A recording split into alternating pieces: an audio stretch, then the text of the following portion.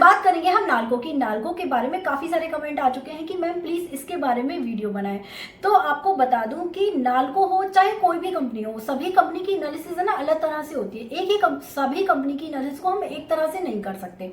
तो नाल्को के फ्यूचर को एक्सप्लोर करने से पहले हमें इसके काम को समझना पड़ेगा। देखो, इस कंपनी का अगर आपने काम नहीं समझा ना तो आप इन्वेस्टमेंट डिसीजन ही नहीं ले पाओगे। तो इसके काम को समझना बहुत ज़रूरी है इसके लिए। तो सबसे पहले मैं आपको बता दूं कि ये जो कंपनी है वो एक माइनिंग इंडस्ट्री से है, और जैसा कि इसके नाम से पता चलता है कि एल्यूमिनियम से रिलेटेड इसका काम है। और जो एल्यूमिनियम है वो एक तरह की कमोडिटी है। जैसा कि इंफ्रास्ट्रक्चर फोकस में है तो स्टील और मेटल दोनों ही की डिमांड बढ़नी तय है आने वाले वक्त में, और ये जो डिमांड है वो ग्लोबली इंक्रीज होगी। लेकिन किसी भी चीज़ की जो डिमांड है वो इंटरनेशनली हो या डोमेस्टिकली इंक्रीज होनी तय है, इसका मतलब ये नहीं है कि वो चीज़ हमारे लिए एज अ इन्वेस्टर अच्छी होगी। हमें इस स्टॉक को इन्वेस्टर की निगाह से देखना है, तो ये आपको समझना पड़ेगा। यहीं हम डिविडेंड की बात करें ना तो कंपनी बहुत अच्छा डिविडेंड पेइंग कंपनी है। ये कंपनी के ऑपरेशंस की बात कर लेते हैं तो कंपनी माइनिंग भी करती है, रिफाइनिंग भी करती है। इसके साथ ही सीपीपी से मतलब है कैप्टिव पावर प्लांट, ठीक है, इसमें भी डील करती है। इसके साथ ही कंपनी स्मेल्टर का भी काम करती है। स्मेल्टर से मतलब है स्मेल्टिंग भी एक तरीके का हीटिंग प्रोसेस होता है जिसके थ्रू हमें एक डिजायर्ड मेटल मिलता है। अब हम इसकी बात करें कि कंपनी जो है विंड पावर में भी काम करती है। इसके साथ ही पोर्ट फैसिलिटी भी कंपनी अपने पास रखती है। तो जितनी भी फैसिलिटी है ना कंपनी की, सारी जो बेस्ड है वो उड़ीसा बेस्ड है, और जो इनकी पोर्ट फैसिलिटी है वो विशाखापट्टनम में है। दिल्ली, मुंबई, कोलकाता, बैंगलोर, चेन्नई और पारादीप सभी जगह इनके ऑफिसेज हैं, ठीक है। तो ये आपको समझना पड़ेगा कि कंपनी, देखो जिस तरीके का ये कंपनी पूरा काम कर रही है ना, ये एक तरीके का बहुत बड़ा इंटीग्रेटेड प्रोसेस है जिसके लिए कंपनी अपना बड़ा नाम रखती है, और पोर्ट फैसिलिटी में भी कंपनी अपना बड़ा नाम रखती है। यही हम प्रोडक्शन कैपेसिटी की कंट्रीब्यूशन की बात करें इंडिया में, तो नाल्को का जो कंट्रीब्यूशन है इंडिया में वो 32% बॉक्साइट का है, 33% जो है एल्यूमिना का है, 12% एल्यूमिनियम का है। और कई लोगों को समझ नहीं आ रहा होगा बॉक्साइट क्या होता है। तो बॉक्साइट भी एक तरीके का रेड कलर का रॉ मटेरियल होता है जो कि एल्यूमिना को बनाने के लिए यूज़ किया जाता है, और जो फाइनल यूटिलाइजेशन होता है उसका वो एल्यूमिनियम की मैन्युफैक्चरिंग में यूज़ किया जाता है। देखो, कंपनी के प्रोडक्ट पोर्टफोलियो की बात कर लेते हैं। तो कंपनी के प्रोडक्ट पोर्टफोलियो में सबसे पहले अगर हम मेटल की बात करें तो मेटल में कंपनी इग्नॉट्स बनाती है। इग्नॉट्स बेसिकली एक तरीके के स्पेसिफिक मेजरमेंट में बार बनाए जाते हैं। इसे आप सेमी फिनिश्ड कास्टिंग प्रोडक्ट भी बोल सकते हो और एक फाइनल रॉ मटेरियल भी बोल सकते हो। इनगॉट्स के बाद ये वायर रॉड्स बनाती है, बिलेट्स भी बनाती है। बिलेट्स के बारे में बता दूं तो बिलेट्स जो है एक तरीके का सेमी फिनिश्ड कास्टिंग प्रोडक्ट ही होता है जो कि ज़्यादातर किसमें यूज़ किया जाता है, कंस्ट्रक्शन में। आपने देखा होगा जब कोई कंस्ट्रक्शन होता है ना तो वहाँ पर कॉलम्स बनाए जाते हैं, वहाँ पर इसका यूज़ होता है। इसके साथ ही कंपनी जो है रोल्ड प्रोडक्ट्स भी बनाती है, जैसे कि जो शीट्स होती है ना, अलग अलग तरीके के मेजरमेंट और स्टैंडर्ड के हिसाब से इनके पास शीट्स होती है। तो वो प्लेन शीट्स होती हैं, चकट शीट्स होती है, सभी तरीके की शीट्स बनाती है। अब यहीं पर हम एल्यूमिना की बात करें तो कंपनी जो है एल्यूमिना में जो है hydrate alumina, calcined alumina, specific grade alumina और स्पेसिफिक ग्रेड हाइड्रेट एल्यूमिना भी बनाती है। यहीं हम पावर की बात करें तो सीपीपी यानी कि कैप्टिव पावर प्लांट और जो है विंड पावर में भी डील करती है। कंपनी ने अपने प्रोडक्ट पोर्टफोलियो को बढ़ाने के लिए अभी काफ़ी सारे पिछले वक्त में काफ़ी सारे ट्रायल करे हैं इन्होंने। प्रोडक्ट पोर्टफोलियो को बढ़ाने के लिए एक नए प्रोडक्ट को भुवनेश्वर में अभी जुलाई में रिसेंटली है ना लॉन्च किया है, और डोमेस्टिक मार्केट में उसकी सेल भी शुरू कर दी है। इसका नाम है मैकेनाइज्ड सो इग्नॉट्स। ये भी एक तरीके का स्ट्रक्चर होता है एक तरीके का। तो ये कंपनी का प्रोडक्ट पोर्टफोलियो है। कंपनी के बारे में आपको बता दूं कि कंपनी जो है लंदन के मेटल एक्सचेंज में भी रजिस्टर्ड है और पूरे 20 देशों में से ज़्यादा देशों में अपने प्रोडक्ट को सेल भी कर रही है। कंपनी एक डेट फ्री कंपनी है। कंपनी का नो लॉस बुकिंग में पूरा रिकॉर्ड है। कंपनी की प्रोडक्शन कैपेसिटी की बात करें तो कंपनी की जो करंट की प्रोडक्शन कैपेसिटी है वो मैं स्क्रीन पे दिखा दूंगी, आप देख लेना। अब हम बात करेंगे फ्यूचर की।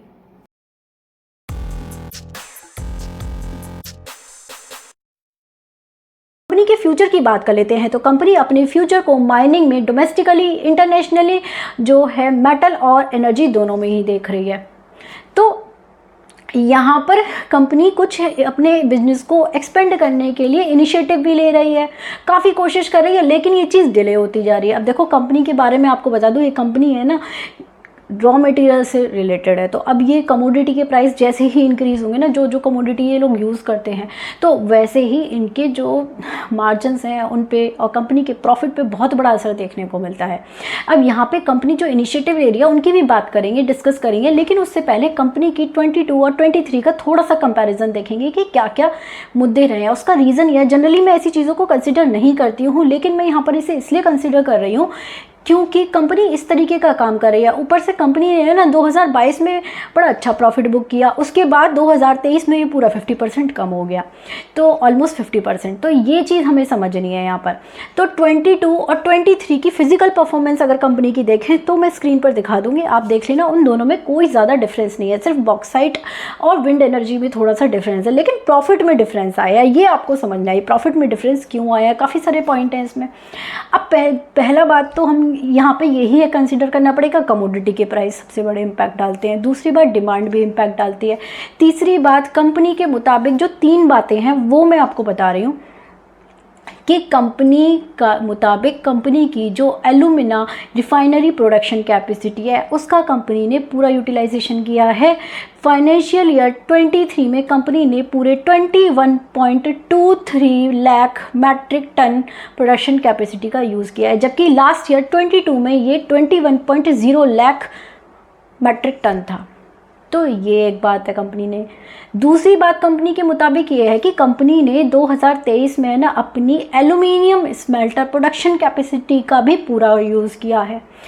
अब आप ये समझो कि कंपनी का कहना है कि कंपनी ने लगातार, ये दूसरा कॉन्जिक्यूटिव ईयर है जब अपनी प्रोडक्शन कैपेसिटी का, एल्यूमिनियम स्मेल्टर प्रोडक्शन कैपेसिटी का पूरा यूज़ किया है। मतलब लास्ट ईयर भी ये पूरा यूज़ किया था कंपनी ने। अब है ना, आप ये देखो, जो एल्यूमिनियम रिफाइनरी की बात करी ना, उसमें भी कोई बहुत बड़ा डिफरेंस नहीं है, ठीक है। अब तीसरा पॉइंट कंपनी के मुताबिक ये है कि कंपनी ने ये बताया है कि कंपनी की ने ना 2023 में अपनी all time high sales metal में अचीव करी है। कंपनी ने ये क्लियरली बताया है कि लास्ट ईयर है ना उनकी जो डोमेस्टिक सेल्स थी उसमें काफ़ी कमी देखी गई थी। मेटल की जो डोमेस्टिक सेल थी उसकी जो ग्रोथ थी 1.58% थी, जबकि 23 में ये पूरी 35.58% से जंप हुई है। तो यहाँ आपको समझना है, इसके बावजूद कंपनी ने प्रॉफिट कम करके दिखाया है 22 के कंपैरिजन में, ये आपको समझना है। अब ऐसा क्यों हुआ, इसकी बात हम आगे करें। ध्यान से सुनना और प्लीज़ कनेक्ट करने की कोशिश करना जो मैं आपको बताने वाली हूँ। फाइनेंशियल ईयर 23 में कंपनी ने पूरे 1544 करोड़ रुपीज़ का प्रॉफिट बुक किया, जबकि फाइनेंशियल 22 में ये जो प्रॉफिट था वो 2952 करोड़ रुपीज़ का था, मतलब कि ऑलमोस्ट डबल प्रॉफिट था। इसका क्या रीज़न रहा? इसका रीज़न यही था कि कंपनी ने जब से काम शुरू किया है ना, तब से उसकी जो डोमेस्टिक सेल्स है किसकी, एल्यूमिनियम केमिकल्स की और एल्यूमिनियम मेटल की, वो सबसे हाईएस्ट देखने को मिली है इनको। फाइनेंशियल ईयर 22 में पूरे 40% की ग्रोथ देखने को मिली है। तो यहाँ पर आपको समझना पड़ेगा कि इसकी जो डिमांड है वो थोड़ी सी डिक्लाइन आया है इसकी डिमांड में, इसी वजह से ये प्रॉफिट यहाँ पे पूरे तरीके से कम हो गया। मतलब कि है ना, आप ये सोचो ना, पूरा 50% से, ऑलमोस्ट 50% से प्रॉफिट डाउन हो गया। तो ये इसी की वजह से हुआ ना, जाहिर सी बात है। अब आपको ये भी समझना पड़ेगा कि यहाँ पे एक अनसर्टेनिटी वाला फैक्टर है ना जुड़ा हुआ है कंपनी के साथ। उसका रीज़न यह है कि कंपनी के जो कमोडिटी के प्राइस हैं उसका बहुत बड़ा इम्पैक्ट पड़ता है कंपनी पर और उसके मार्जिन्स पर भी। तो ये भी एक चीज़ ऐसी चीज़ है जो यहाँ पर एक गेम खेलती है, तो ये आपको समझना पड़ेगा। अब कंपनी की ना देखो, पूरी स्टडी करने के बाद मुझे ऐसा लगता है, अभी हम आगे भी बात करेंगे, तो कंपनी की पूरी स्टडी करने के बाद, पूरे डेटा को एनालाइज करने के बाद मुझे ऐसा लगता है ये जो स्टॉक है अभी फाइनेंशियल ईयर 24 में ना, ये कंपनी है ना जो है एक अच्छा प्रॉफिट शायद ही हमें देखने को मिलेगा। उसका रीज़न ये है कि या तो ये फ्लैट रह सकता है या कम भी हो सकता है, मुझे ऐसा लगता है। ये मेरा पर्सनल व्यू है, एनालिसिस करने के बाद मैं ऐसा मान रही हूँ। लेकिन कंपनी जो आने वाली फ्यूचर में जो डिमांड है ना एल्यूमिनियम मेटल की और एल्यूमिना की, उसके बेसिस पे बोल रही हूँ, उसमें कोई ज़्यादा डिफरेंस नहीं है आने वाले 2 साल में, 3 सालों में। लेकिन अब कंपनी जो है जिस तरीके से अपने बिजनेस के लिए इनिशिएटिव ले रही है एक्सपेंशन प्लान पर, तो हो सकता है अगर ये कुछ इनिशिएटिव आगे अब इनके अगर जल्दी आ गए अभी तो 2 हफ्ते पहले मैंने एक न्यूज़ सुनी है जिसमें कि बताया है कि जो इनकी प्रोडक्शन कैपेसिटी ये लोग बढ़ाने वाले थे वो अब 2 साल के लिए भी डिले हो सकती है, और जबकि ये पिछले 3-4 साल से चल ही रहा है इनका कार्यक्रम। तो ये आपको समझना पड़ेगा, कंपनी को काफ़ी इनोवेटिव होने की ज़रूरत है अपने आप को मार्केट में उतारने के लिए। चीज़ों में अगर एक्सपेंशन करना चाह रहे हैं, कंपनी को हमें इन्वेस्टर की निगाह से देखना है, और डिमांड भी है ना कम ही रहने वाली है। और आगे मैं डेटा आपको दिखा दूँगी, लेकिन सारा डेटा अभी मैं यहाँ पर एक्सप्लेन नहीं कर सकती क्योंकि फिर वीडियो बहुत लंबा हो जाएगा। तो ध्यान से सुनना, कंपनी अपने बिजनेस को एक्सपेंड करने के लिए कुछ इनिशिएटिव लेने की पूरी तरीके से कोशिश कर रही है, और इस पर वो खरी अभी तक नहीं उतर पाई है, लेकिन समय के साथ ये चीज़ कर लेगी।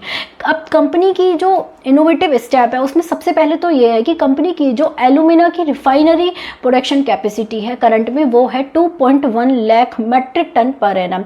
इसको कंपनी पूरी तरीके से 3.1 lakh metric ton per annum में कन्वर्ट करना चाहती है। इसके लिए 2018 में कंपनी ने 6,000 करोड़ रुपए से ज़्यादा का प्रोजेक्ट किया था कॉस्ट, और अब कितने टाइम से कार्यक्रम चल रहा है ये अभी तक नहीं कर पाई है कंपनी। तो ये आपको समझना है। यहाँ पर कंपनी के मुताबिक कंपनी इसको कमीशन कर देगी 2025 के मई तक, और इसके बाद जो ये प्रोजेक्ट का जो कॉस्ट लगाई गई थी वो 2018 में लगाई गई थी। तो अब करंट प्राइस लेवल के हिसाब से जो है ये पूरी तरीके से जो कैपेक्स है इनका वो चेंज हो जाएगा। दूसरी बात कि जहां कंपनी एल्यूमिना रिफाइनरी की प्रोडक्शन कैपेसिटी को बढ़ाने की बात कर रही है, तो जाहिर सी बात है अब इसको एक अल्टरनेटिव सोर्स चाहिए होगी बॉक्साइट के लिए। तो बॉक्साइट की बात करते हुए इसके लिए भी कंपनी का पूरा 483 करोड़ रुपए का एक्सपेंडिचर प्लान है, जिसमें कि जितनी भी रिक्वायर्ड चीज़ें हैं इंफ्रास्ट्रक्चर के लिए, वाटर सप्लाई के लिए, इलेक्ट्रिकल सिस्टम के लिए, क्रशर प्लांट के लिए, वो सब चीज़ें कंपनी अपना ऑर्डर प्लेस कर चुकी है। और कंपनी के मुताबिक ये काम ये जनवरी 2025 तक पूरा कर लेंगे, क्योंकि मई 2025 में इनको उसको कमीशन करना है अपनी प्रोडक्शन कैपेसिटी को। जाहिर सी बात है जनवरी तक ये सारा काम इंफ्रास्ट्रक्चर से रिलेटेड भी सारा काम इनको कंप्लीट करना है 2025 जनवरी तक। ये आपको समझना है। यहाँ पर तीसरी बात, कंपनी के विंड पावर की बात करें तो करंट में इनकी जो कैपेसिटी है वो है 198.40 मेगावाट। अब कंपनी इसे पूरे 25.5 मेगावाट से इंक्रीज़ करना चाहती है। उसके बाद ये जो कैपेसिटी होगी इनकी 223.90 मेगावाट में कन्वर्ट हो जाएगी। इसके लिए कंपनी का 163 करोड़ रुपीस का पूरा एक्सपेंडिचर प्लान है, लेकिन कंपनी ये 65% काम कर चुकी है, और लेकिन NCLAT की अप्रूवल की वजह से ये काम इनका रुका हुआ है। तो बाकी का जो 65% का जो रेस्ट बचा हुआ है इनका, वो काम ये लोग जल्दी ही पूरा कर देंगे जब इनको इसका अप्रूवल मिल जाएगा। अब देखो ध्यान से सुनना, कंपनी के काम की जो डिमांड है ना, आने वाले 2 या 3 सालों में कोई ज़्यादा फ़र्क नहीं है उसमें, मतलब तो ये चीज़ आपको समझनी है। कंपनी अपनी करंट कैपेसिटी को अच्छे से यूटिलाइज़ कर रही है और अपनी कैपेसिटी को बढ़ाने की कोशिश कर रही है। अगर ये अपनी एक्सपेंशन प्लान को एग्जीक्यूट कर लेती है 2025 के मई तक पूरा ऑपरेशनल हो जाते हैं, अगर इनकी चीज़ कैपेसिटी इंक्रीज़ हो जाती है, तो हम यहाँ से 2 से 2.5 साल का व्यू इसमें बना सकते हैं। लेकिन ये स्टॉक एक ऐसा स्टॉक बिल्कुल भी नहीं है जहाँ हमें मल्टी बैगर रिटर्न्स दे, ये एक क्लियर बात आपको समझनी पड़ेगी। दूसरी बात, शॉर्ट टर्म के लिए स्टॉक अच्छा साबित हो सकता है अगर हम इसे एक सही प्राइस पर पकड़ लेते हैं। मुझे ऐसा लगता है 70 या 75 की रेंज में अगर ये स्टॉक हमें दिखाई देता है ना साल भर के अंदर, तो इसे पकड़ने में कोई बुराई नहीं है। एक अच्छे रिटर्न्स ये कंपनी हमें 1 से 1.5 साल के अंदर डेफिनेटली दे देगी। तो ये चीज़ आपको समझनी है, ये कोई लॉन्ग टर्म वाला स्टॉक नहीं है जहाँ मल्टीबैगर रिटर्न्स हमें मिलेंगे। ये अब देखो, ये जो एक व्यू बनाया है ना मैंने आपके लिए, एनालिसिस समराइज़ करी है, वो एक इन्फॉर्मेशन के बेसिस पर कंपनी की और करंट सिचुएशन को देखते हुए मैं आपको ये बात कह रही हूँ, जो भी कह रही हूँ। आपको ये भी समझना पड़ेगा कि इस कंपनी के साथ ना एक अनसर्टेनिटी वाला फैक्टर बहुत ज़्यादा जुड़ा हुआ है, तो ये भी आपको समझना पड़ेगा। तो देखो, ये वीडियो किसी भी तरीके की इन्वेस्टमेंट एडवाइस या टारगेट के लिए नहीं है, ये बात आपको समझनी पड़ेगी, क्योंकि मैं एक सेबी रजिस्टर्ड एडवाइज़र नहीं हूँ। आप अपनी एनालिसिस ज़रूर करना, अपनी इन्वेस्टमेंट करने से पहले अपनी स्टडी ज़रूर करना, क्योंकि आप मुझसे बेहतर डिसीजन ले सकते हो अपने लिए, क्योंकि आप अपने पैसे की ज़रूरतों को, अपने मेंटल पोजीशन को और बाकी परिस्थितियों को बेहतर तरीके से जान सकते हो, मुझसे ज़्यादा बेहतर तरीके से। तो ये भी आपको खुद को ही समझना पड़ेगा। तो आज की वीडियो में इतना ही दोस्तों, और वीडियो इन्फॉर्मेटिव लगी हो तो प्लीज़ लाइक कर देना, चैनल को सब्सक्राइब कर देना। जल्दी मिलती हूँ एक नई वीडियो के साथ। Bye bye, take care.